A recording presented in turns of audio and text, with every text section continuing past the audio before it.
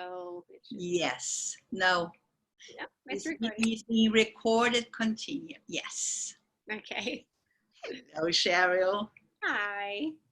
Nice. So it's so nice to see you, even though apart on the line, just virtual.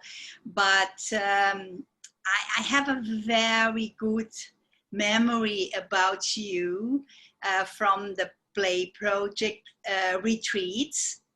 And mostly because you are one of the, I think, the only ones, apart from Rick, that has been abroad and conducting good things on kids with the Play Project. But I also would like, apart from you to talk about it, to tell us, especially to Brazilian public, how do you manage to, you are a teacher, you are a speech therapist, you are a supervisor in Play, you go abroad, you work a lot. So can you give us a picture of your busy life? Yes, definitely. So, as you said, I do have multiple avenues of which I use the Play Project and work as a professional. So, first off, I'll tell you, just a little bit about myself and, how I got interested in this. So I'm a speech and language pathologist by trade. That's what I was trained in my master's and my PhD.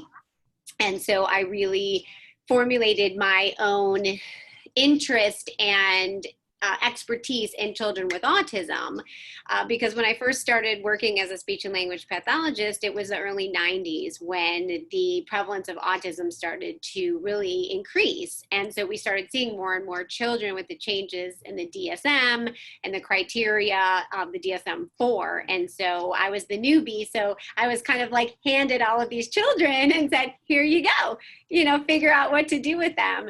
And so at that time I was working at an outpatient rehab facility, and I was gathering all of these children, and I was taught how to work on speech and language, but I just felt like there was something missing. And I started searching and looking for things that were out there that could really help improve the lives of children with autism. And I stumbled across the Play Project because I'm originally from Michigan. I'm currently living in Florida now. Of course, you are from Michigan. Yes. So originally I'm from Michigan. And so, Dr. Solomon, who created the Play Project, was really close, about 35 minutes from where I was living. And I started hearing more and more about the Play Project. And this was probably about 15 years, 20, maybe 20 years ago, right? Really sort of at the onset of when the Play Project became very well known in Michigan. And so I decided, that was what I wanted to learn more about, and I wanted to become somebody who could utilize that method. And so I gradually exposed myself to it. I actually didn't have training right away, but I did go to a lot of workshops and, just kind of adapted it into my practice without getting formally trained until about 10 years later. And reasons. We jumped into the Play more or less at the same time. Okay, yeah. So really the reasons why I wasn't trained right away is because there were a lot of providers in the area that I was living in Michigan. So, I felt like I could still do my traditional speech and language therapy, and I could refer out for the Play Project to a lot of different individuals that were near my practice. But I relocated to South Florida 11 years ago. And when I came, okay. yeah. So when I came down here, I started looking at what the practices were like, and I was working as a professor at the time, a full-time professor at Nova Southeastern University, and I was trying to teach my graduate students about Play and the Play Project, and I thought, this really needs fidelity, and I need to be certified in this if I'm going to be teaching other people how to do that. So that's at that time was then I got certified and brought it to South Florida, and there really were no other providers in South Florida that were providing the Play Project. You are answering a big question in Brazil. So you need to be qualified, you need to be certified, and then you can use play project. So that's the way we do it. Yes, absolutely. Right. So I was using, I was a speech and language pathologist, but I wasn't using the play project until I was certified with Fidelity and, mastering the skills of using this program. And so at that time, and I did, I was doing a research project and I brought graduate students in and we looked at the fidelity and the efficacy really of the play project with 20 families in South Florida, and the results were great and the children did well, and it really replicated one of the first pilot studies that Dr. Solomon did. So Yes, that's great. It's great that people know that you replicated and it worked. mm-hmm. And it works. Exactly. It did. So we had fabulous results. And that was really when I became hooked, to eating and drinking and loving the play project, even more so than I had done, prior to that. And, I was just changed my whole life and my whole clinical practice. And I realized that this is what children with autism need and how they really do perform at a much higher and better level so that they can reach their full potential, as Dr. Solomon says quite often. So that's really how I got started in the play project, and I'm currently utilizing it in a private practice that I have, and plus I'm still teaching at 4 different universities.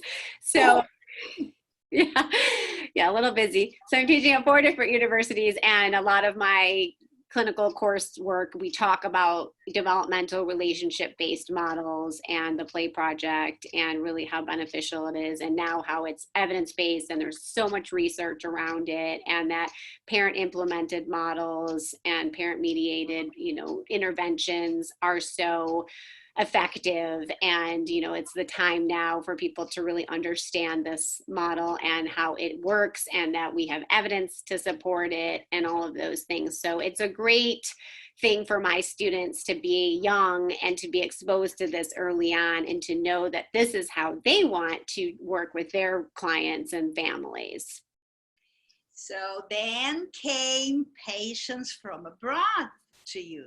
Yes, exactly. So really how the first client that I had from abroad happened, just, magically by default, because I wasn't really looking to have clients from abroad, since I do have such a robust, clientele in my neighborhood.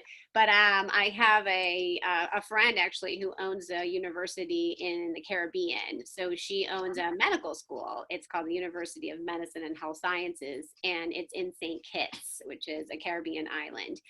And so she took me there to really, kind of to have a nice vacation, but also to meet with the president of the university, to talk about teaching part of their autism course for medical students. And so when I arrived, we met and everything went well. But then he also said to me, I think there's a family here that you could help. I'm pretty sure that they might have a child on the autism spectrum, but there are no services here. There's no diagnosticians here. We're really not sure. Would you mind meeting with them? And so I did. And it was my last day, and I was leaving the island, and I didn't have any of my diagnostic tools with me. So, I couldn't give any formal diagnosis, but I did see red flags and noticed a lot of signs and symptoms. And so I said, you need to go get a diagnosis. You need to do X, Y, and Z. And then they stopped me and said, first of all, what is autism? They really weren't even familiar with the word or what that meant. And so at that point, I knew I had a lot of work to do. And so I actually invited them to come back to the States and participate in my research project, because that was over 10 years ago when I started the research project at the university that I was working at in South Florida. But the research project was similar to the original pilot study, where it was visiting families in the home once a month and for a year. And I thought, well, if they come, that's not going to work. I can't just see this child once in a month that they're here. So I actually adapted it and created an intensive program where I saw the child using the play project for 6 weeks straight, 5 days a week, 3 hours a day. And he made remarkable gains. And if you are familiar with the functional developmental levels, which is what we really use to quantify change in the play project, he went from a level 1, which was barely sharing attention, to a level 4, almost 5. So some simple pretend play with words and phrases, and very socially connected and happy, and it was incredible. So after 6 weeks, we had a totally different child. And when they went back to St. Kitts, the mother said, I really need to get some services here, not just for my son, but for my people, for everybody here. And so her and I brainstormed, and we came up with a plan of how to create a program in the islands. And we met with government and had a proposal and developed a center actually for children with autism. And the model of the center is the Play Project. And could you at the end give the links, and then we can, people can look at it. Yeah. It's not just talking about, but they can go on and on. Yeah. Because this is very important. The step by step, even though it was you had a center, you were creating it, but you depended on all the social interest, and this is something you got there. Mm-hmm. Yes, exactly. And it was really, a labor of love. It was a lot of work, but it was a very exciting time for them and for me. It was very nurturing and scholarly activity all at the same time, because, I was able to create this grassroots program from really nothing. They don't have any speech language pathologists. They don't have occupational therapists, they don't have psychologists, they're just nurses, doctors, which are very few. There are no neurologists or general practitioners. That's all they have. It's only about 40,000 people who live on the island, so it's very small. And so I taught educators how to do this, and we had 2 people from there actually come to the US and get trained on the Play Project, and they went through the entire process so that they can do it with fidelity, and they are certified, and they're utilizing the model now with their children and families that they go into the homes, and they come to the center for clinical intervention. So it's really been an amazing process how we've just sort of evolved. It's been 5 years, and we started off it's been 5 years that we are now expanding. So we didn't have an actual center. We were just going into the homes, and I was doing workshops when I would come and meet with families. But now we actually are expanding from a small little center that we have to a really large, almost 4,000 square foot center with an occupational therapy sensory gym, and all of it has really been the support of the government and some private stakeholders who have really vested their interest and time into helping support this, and it's changed an entire country, which is really exciting. You supervise them. Yes. So what you were telling us is that it all depends much more on the efforts of families, the community, and your enthusiasm.